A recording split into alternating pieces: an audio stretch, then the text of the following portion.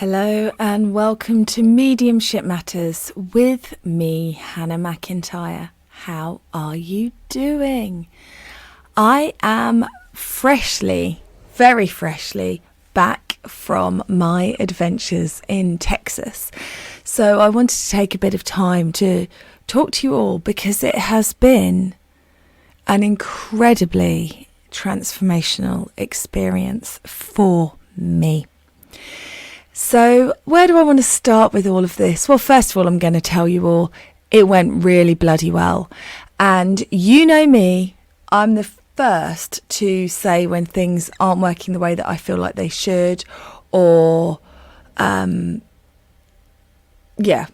pull it all apart and suck all the joy out of it. But I'm going to hold on to the joy with this.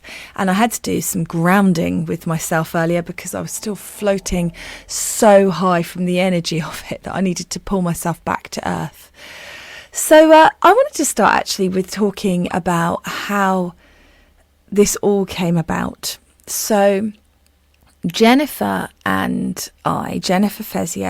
who's been on this podcast, who's a teacher on the Mediumship Matters School, and is somebody that I have known for a few years. Now, we have known each other. We have stayed sort of in contact. There's been an occasional message. We learnt in on a course, an online course being run by another teacher. And it was an online course that I really struggled with. I really struggled with finding my way through my fear and my self-doubt. And I didn't feel that I was particularly well supported in that course. And I'd had a bad experience, which I've shared on this podcast. It was the lady that said no to everything and then ended with, did you say you do this for a living? How's that working out for you? And broke my heart. So I'd had that experience and it had been very painful.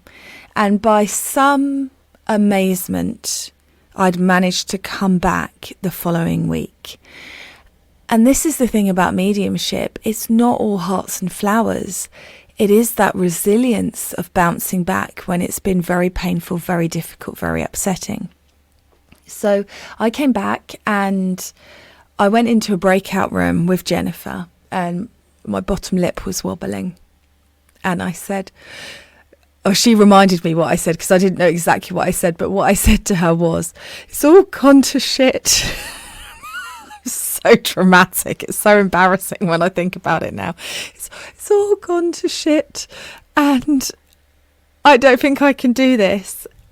And I don't remember saying that, but I remember saying something like that. You know, I knew I was struggling.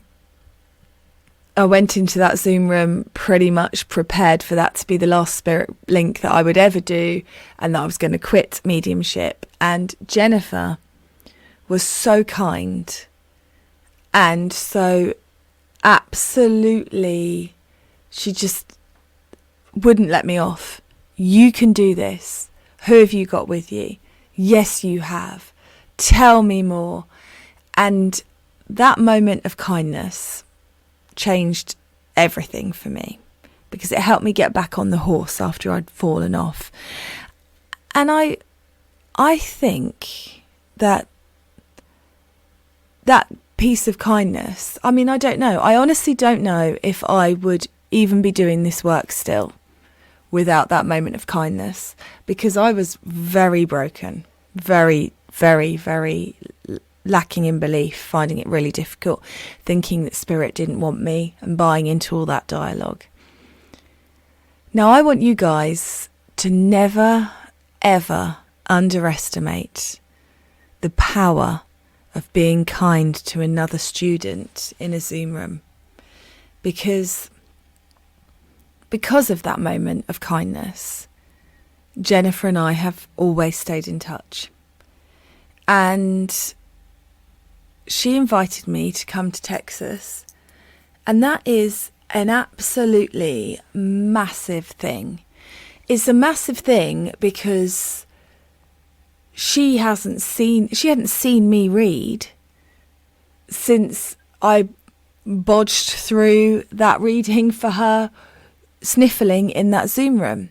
Now, she is an incredible psychic. It's so hilarious to be around her because you haven't even asked a question and she's answering it. You're still forming the question in your mind and she is answering you. It's just absolutely hilarious to be around.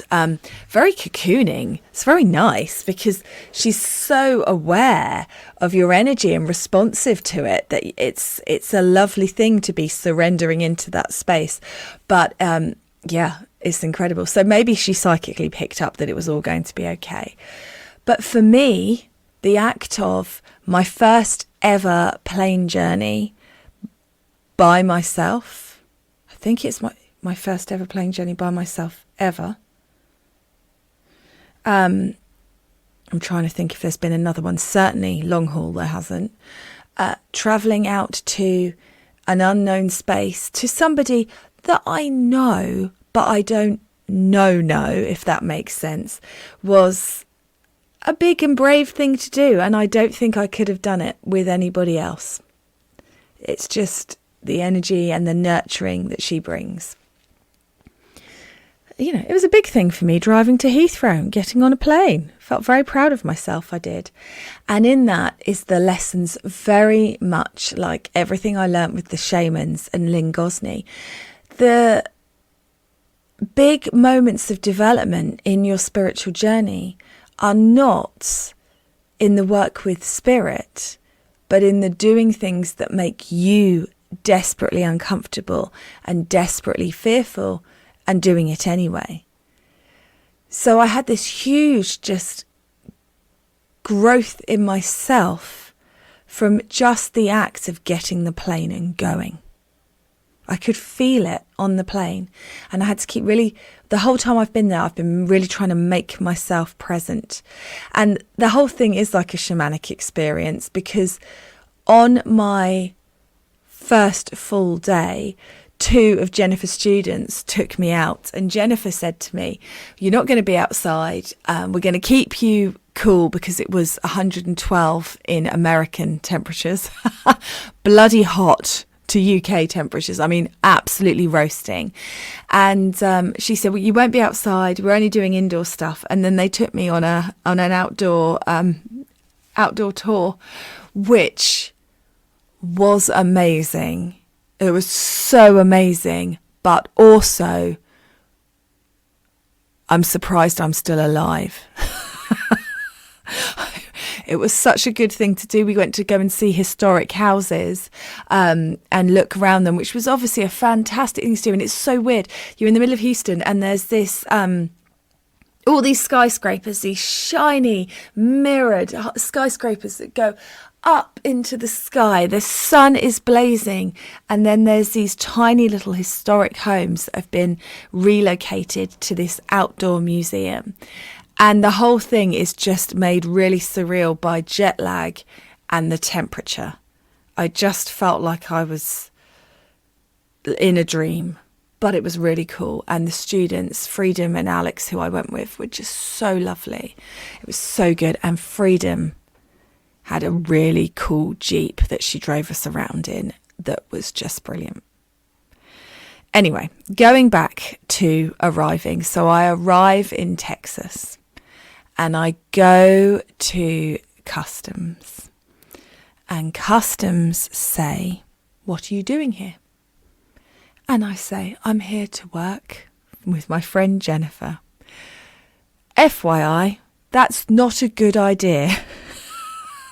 Oh my God. So I had put on my ESTA, which is the little visa thing you have to do. I thought I'd put that I was working. I'd put the address of Intuitive Insights into it. I honestly, I'm so naive, didn't realise that wasn't good enough. And I got escorted by a man with a gun and handcuffs into a back room, not for fun, to sit with all the people fighting immigration problems, sleeping under silver blankets, plastic blanket things like runners, crying. And there's all signs up saying you are being recorded, and so crazy, and you may not use your phone. So I knew that Jennifer was waiting for me at the airport and I couldn't text her. And they kept me for half an hour where they grilled me about my purpose in the States and what I was doing there, how mediumship, I mean, the questions were crazy. Things like, what is it that you're doing that Jennifer can't do? You believe you can really speak to the dead. I thought this was something people were born with. Are you saying that you can teach it? 2, you're flying back on 9/11. Do you think that's a good idea? Don't you think that's suspicious? I mean, it was just a roller coaster. But eventually they decided, and sentences like, will not have you earning 1 cent that is meant for American people. And I was really trying to be polite. Yes, sir. Yes, sir. Absolutely bricking it. Thinking, oh my God, what happens if I get just deported? What's going to happen with the classes? I don't want to let Jennifer down. But anyway, he took pity upon me, or I was allowed in anyway. I don't know. They decided I wasn't a threat. I'm not really sure. They wrote a huge amount of information about me onto their computer, and finally got through customs. I mean, when he said I could go, I was shaking so much I couldn't open the door, and he was going, push it. And I was going, yes, thank you, trying to get through. In all of that chaos, I get my case, and I get out to I was the only case going round by that time, just this lonely case. And I get to Jennifer where she's waiting for me, and then the weirdest thing happens. And the weirdest thing is, we forget to act like we've never met each other before. And from the moment that I was with her, it was like coming home. And we've been talking about this because I'm always a little on the fence about soulmates. When we say little on the fence, I find the whole thing a little saccharine sweet for me, which would mean I'm off the fence, doesn't it? I don't believe that there is one person that you are destined to be with, and that is that. However, I do believe that there are people we have lived lives with before, and I do believe that there are people in our soul group that we recognise, and I do believe that we call to us the people for the lessons that we need. And Jennifer and I, there is a connection there, so much bigger than I realised. I mean, I was there on day 1 and we were welling up at the thought of being separated from each other. It was just the most incredible connection. And because of that incredible connection, it made it just feel so safe for me. She's always brought a sense of safety to me and nurturing. And so we went and we did it, and I met her students, and her students were amazing.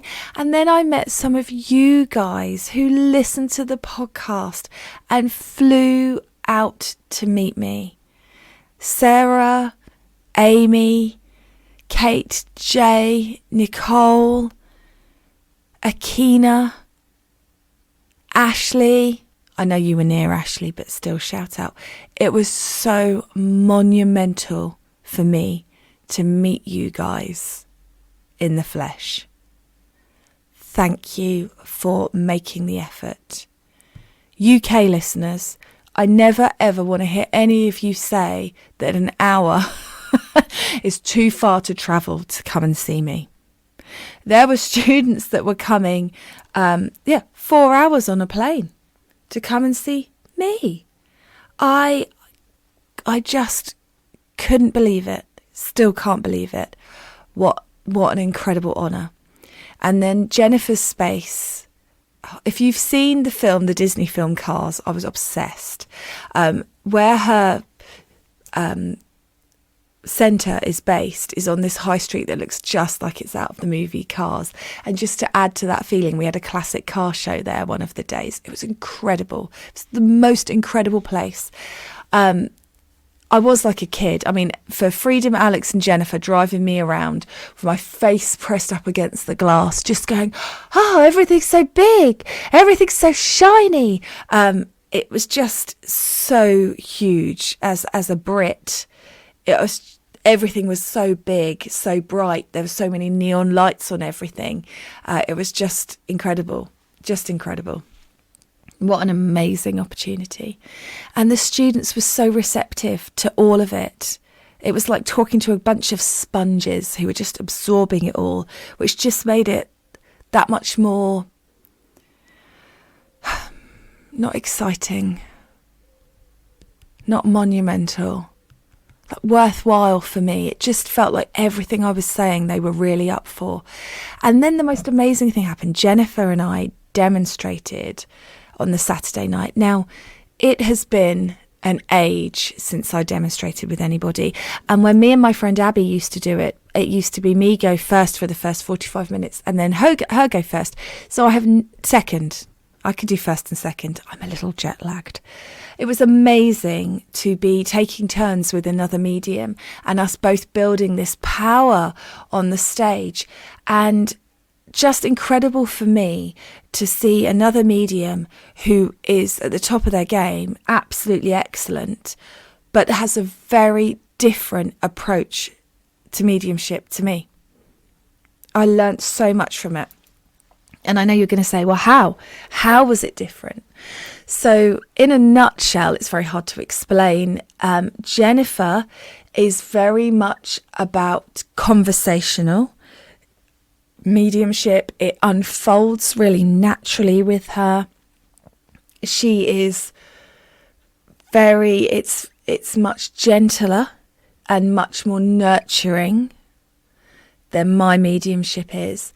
It's got a really lovely pace to it and it's really beautiful to watch. She really goes deep with it and really allows that deepness of blend with the spirit. I'm much more energy based. Let's build this momentum. Let's get this show on the road. Let's get going, go, go, go. And I like my style of mediumship. It works perfectly for my personality. But it was really wonderful to watch somebody else's mediumship that works perfectly for their personality. Because this is the thing about mediumship. It needs to be your style of mediumship because that is the most aligned to your energy, your personality, your frequency, and that's what creates the really great stuff. So it was absolutely amazing. Also, I just want to say, she wears a cowboy hat when she's inviting everyone in for a demonstration, which was probably one of my favourite things I've ever seen. So that was really exciting and fun and just a great thing to be in that space and be working with somebody else and demonstrating with somebody else, not on my own for once. Really was so amazing. And then, of course, the next day, teaching some more. So it was a really full on. And then they took me around places. Oh, the food. That is my kind of food in Texas. Oh, it was just amazing. They took me to this incredible fish restaurant one night. I had fried green tomatoes because anyone who's watched Fried Green Tomatoes at the Whistle Stop Cafe will have to have them when they see them on a menu. So I had those and it was just brilliant. Got to hang out with Jen's family. Just the whole experience was completely transformationally life-changing. And I think I've really learnt about myself and what I'm capable of. And it's been a big boost for my self-esteem, which I'm going to try and hold on to for as long as possible. Maybe melted within a matter of days, but we will have to see. But I absolutely loved it. And I think this is just the start of me travelling and teaching with my mediumship And it was absolutely the best start a girl could ask for. So incredible. And this is what we mean about being brave, because a lot of people talk to me about the fact that I'm really confident. And then I tell them I'm not. And they say, yeah, you are. And it's always a surprise to me because I'm really not. Naturally, I am not. I'm quite anxious. But I absolutely have the ability to push through that energy.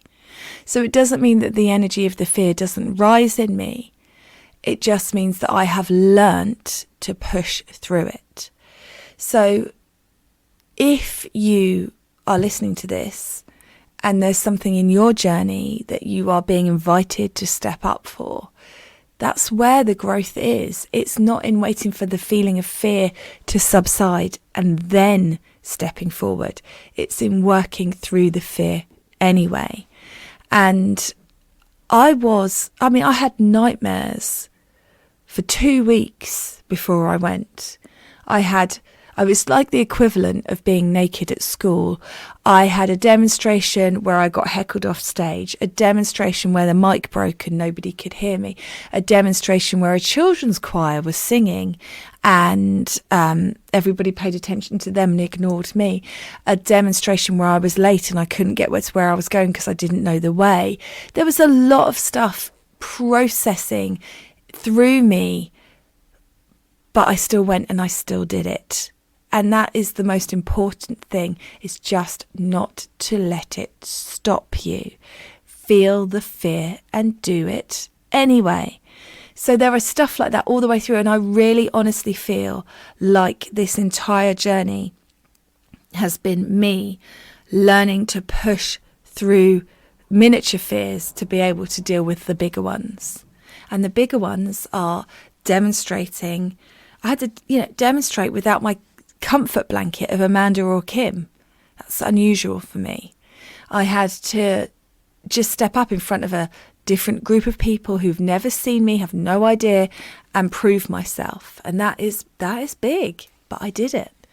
So whatever you're being asked to do, because you will be being asked to do something by spirit, that's always how it works, please feel into that fear and push through it anyway.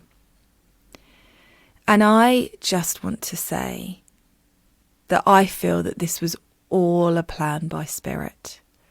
So 5 years ago, or whenever it was, when I was in that group and I was crying and saying that I couldn't do it and meeting Jennifer that way,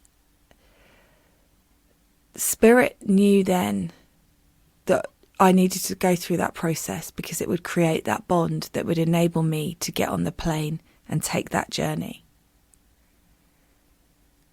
And that's what we mean when we say, even your bad times lead to good times. Spirit knew that I needed to have that horrible experience so that I could have the darkness of it, so that Jennifer could be a light in it, so that when it came time 5 years later to follow the light once more and trust it and travel miles and miles away from my home, my family, and everything like that, to do it, I would be able to do it because I'd already experienced it. Cool, huh? Okay, there we go. So Texas was amazing. Now I'm going to move on to some listener feedback and listener questions.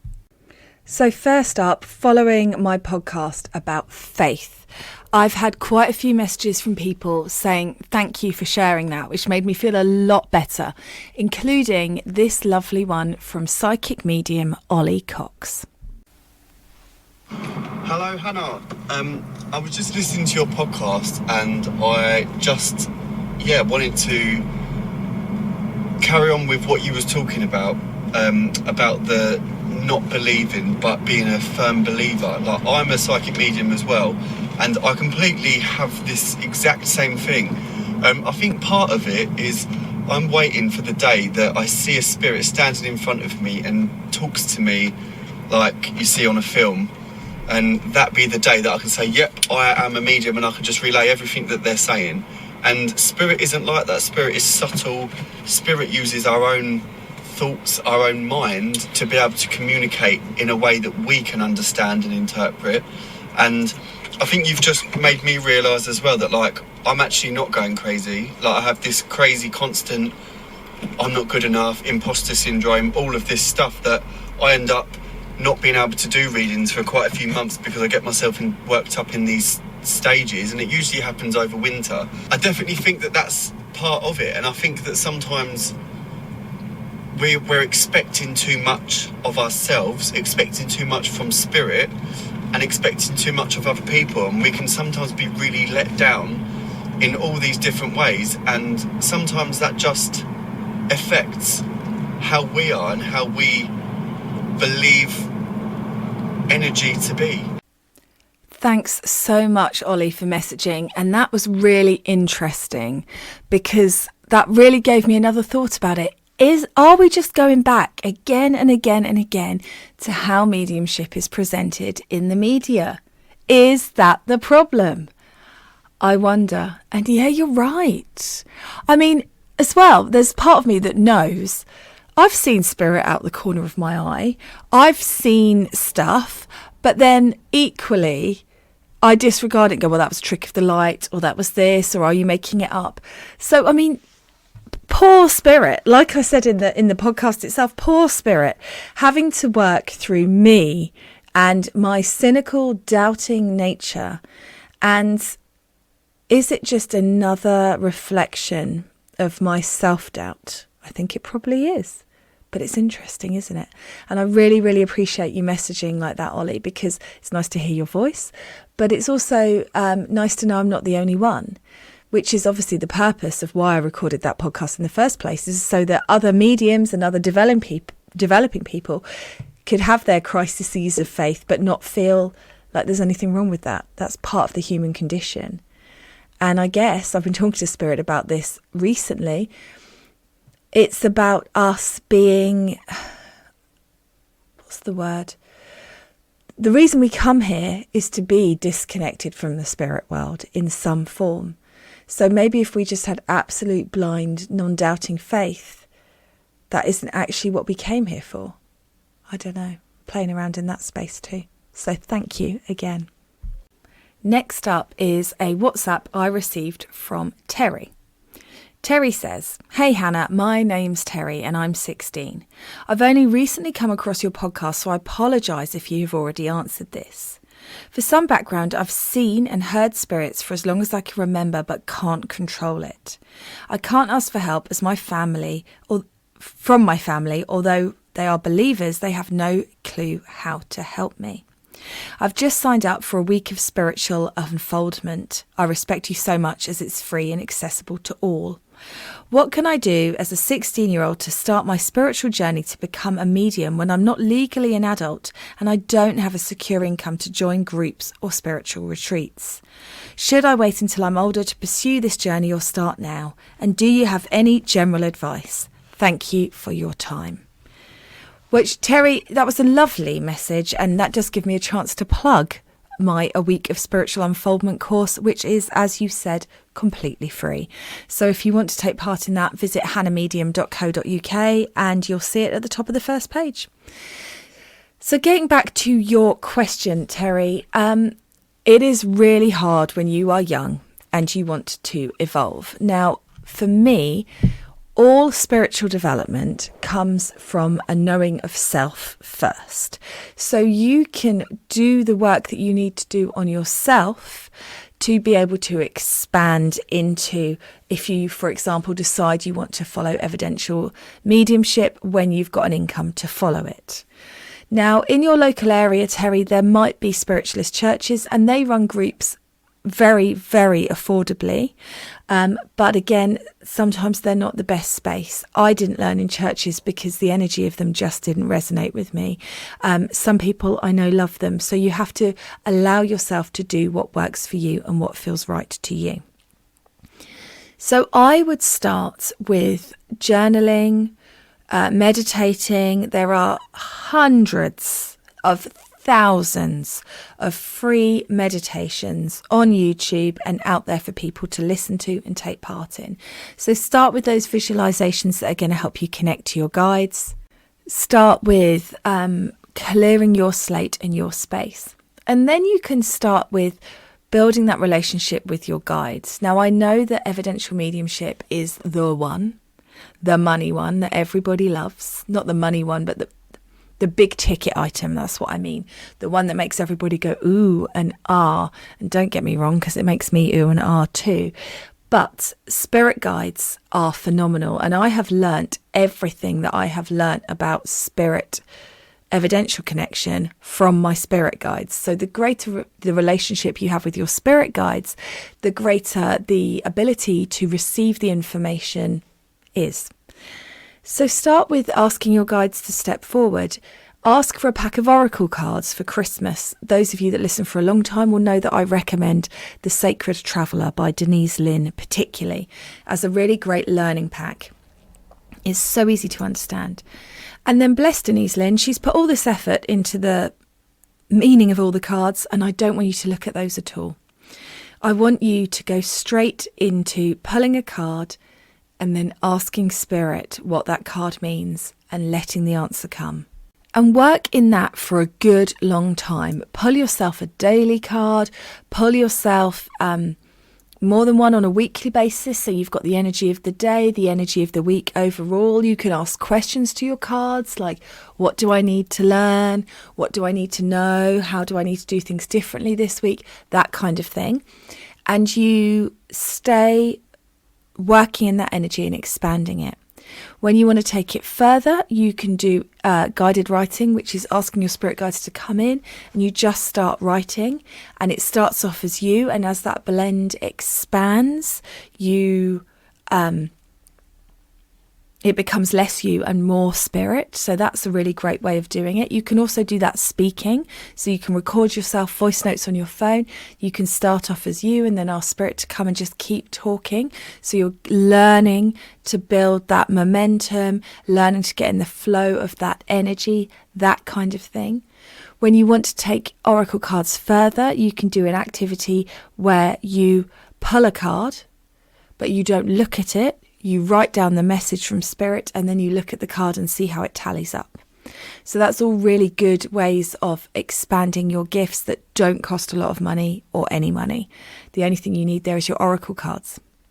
So I hope that that helps. I know that it's really, really hard when you really are called to do something.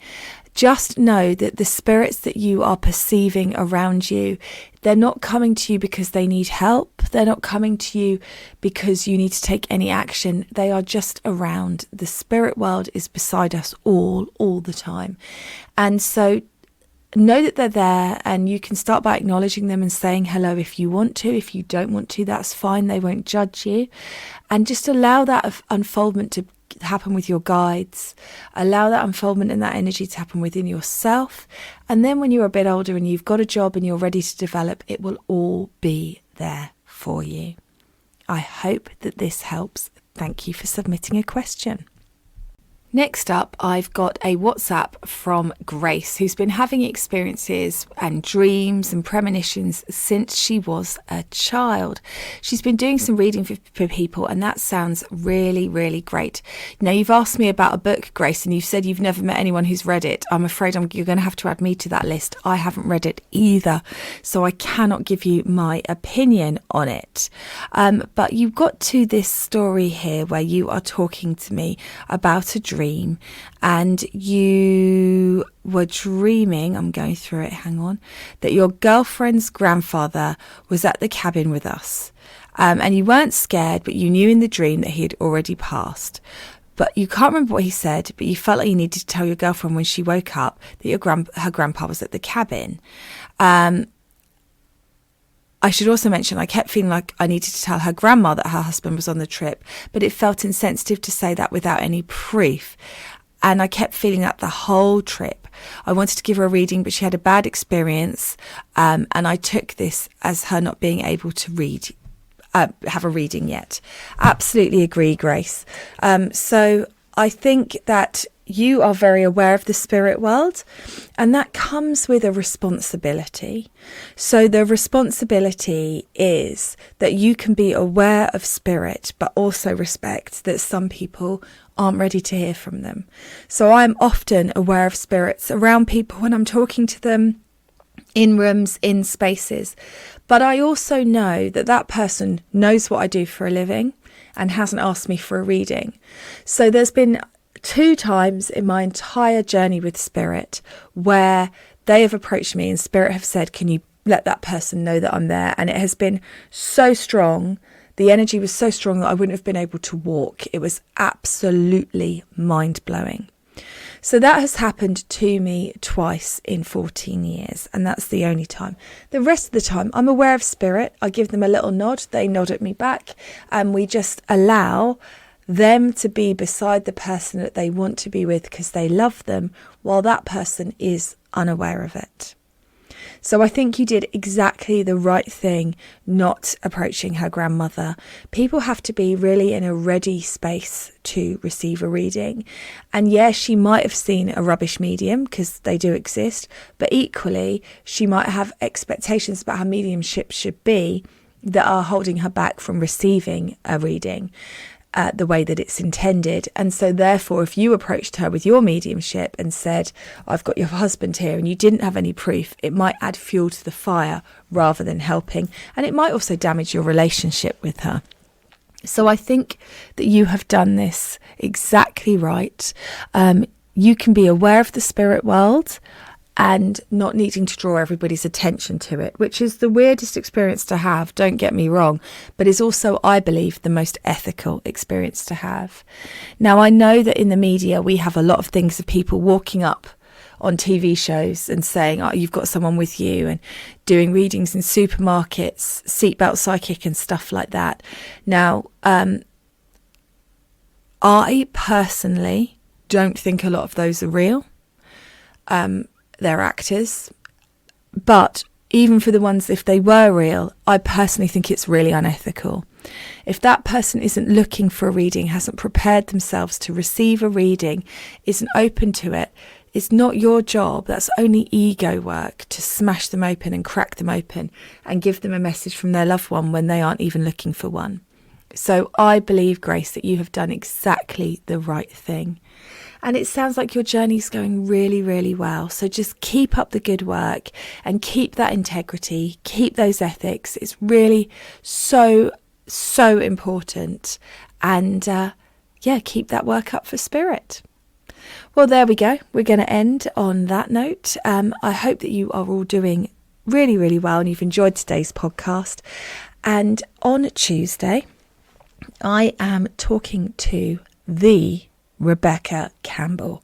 So make sure you click follow to be notified when that podcast goes live, because it's not one that you are going to want to miss. And I will catch up with you all next week. Have a good one.